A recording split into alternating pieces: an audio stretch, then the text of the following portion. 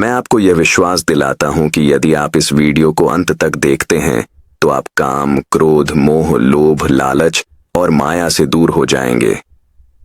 यह कहानी 3 संतों के बारे में है जो हमें जीवन जीने का सही तरीका सिखाते हैं। उनके अनुभव और शिक्षाएं हमें इनर पीस और सच्ची खुशी प्राप्त करने में मदद करेंगी।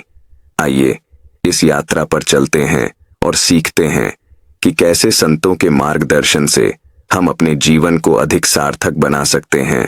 बहुत समय पहले की बात है। एक गांव में 3 संत रहते थे। उनका नाम किसी को नहीं पता है क्योंकि उन्होंने कभी अपने बारे में कुछ बताया ही नहीं। उन्होंने कभी किसी बात का जवाब नहीं दिया। चियना में बस अनहेन 3 हंसते हुए भिक्षुओं के नाम से जाना जाता था। वे तीनों सिर्फ एक ही काम करते हैं, एक गांव में प्रवेश करते हैं, बाजार के बीचों बीच खड़े होते और हंसना चालू कर देते हुए अपने पूरे अस्तित्व के साथ हंसते। अचानक लोगों का ध्यान उनकी तरफ खींचा चला आता और धीरे धीरे उनके चारों तरफ एक बड़ी पीढ़ी इकट्ठा हो जाती। वे इतनी भी संपूर्णता के साथ हंसते कि उनकी हंसी देखकर सारा गांव हंसने लग जाता। जब वह पूरा गांव हंसी के समुद्र में डूब जाता था तो वे दूसरे गांव चले जाते थे। जहां भी जाते अपनी हंसी से ऐसा माहौल बना देते थे कि लोग अपने सारे दुख दर्द भूलकर बस हंसने लग जाते हैं। धीरे धीरे चीन के लोग उन्हें बहुत प्यार करने लगे और वो पूरे चीन में फेमस होते गए। 3 हंसने वाले साधु के नाम से चीन के लोग उन्हें बहुत प्यार करते हैं, उनका सम्मान करते। इससे पहले और उनके बाद भी कभी किसी ने इस तरह से प्रचार नहीं किया कि जीवन केवल एक हंसी होना चाहिए और कुछ नहीं। वे विशेष रूप से किसी पर नहीं हंसते थे, जैसे कि उन्होंने ब्रह्मांडी मजाक को समझ लिया हो, जैसे कि उन्होंने ईश्वर की मजाक को समझ लिया हो और उन्होंने एक शब्द का उपयोग किए बिना पूरे चीन में इतना आनंद फैलाया जितना आज से पहले किसी ने ना फैलाया था। लोग उनका नाम पूछते लेकिन मैं बस हंसते तो यह उनका नाम बन गया।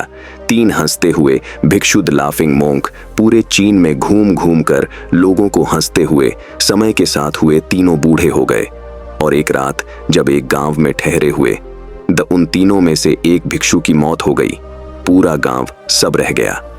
पूरा गांव बहुत ज्यादा उम्मीद कर रहा था क्योंकि अनहेन लगता था कि जब अनमेन से एक की मृत्यु हो गई होगी तो बाकी जो 2 जरूर रोएंगे। यह देखने लायक होगा क्योंकि किसी ने भी कभी इन लोगों को रोते हुए नहीं देखा था।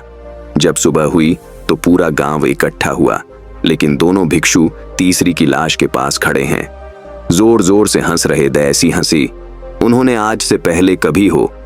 गांव के कुछ बड़े बुजुर्गों ने अनहेन समझने की कोशिश की कि यह आपका साथी था और इसकी मृत्यु पर आपको हंसना नहीं चाहिए। तब उसे दिन पहली बार उन साधुओं ने लोगों से बात की और कहा, हम हंस रहे हैं क्योंकि यह आदमी जीत गया है। हम हमेशा सोचते थे कि पहले कौन मरेगा, लेकिन इस आदमी ने पहले मारकर हमें हरा दिया। हम अपनी हर वॉइस की जीत पर हंस रहे हैं।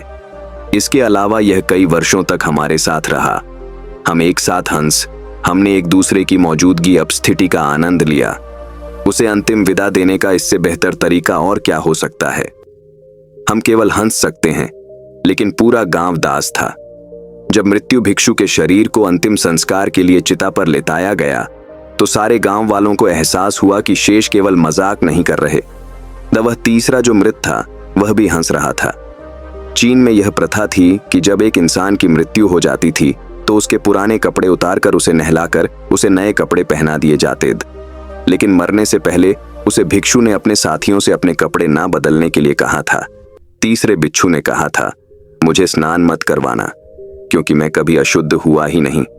मेरे जीवन में इतनी हंसी आई कि कोई अशुद्धता जमा ही नहीं हो सकती थी। मैंने कोई धूल जमा नहीं की है। हंसी हमेशा युवा और ताजा होती है, इसलिए मुझे नहलाकर मेरे कपड़े मत बदलना।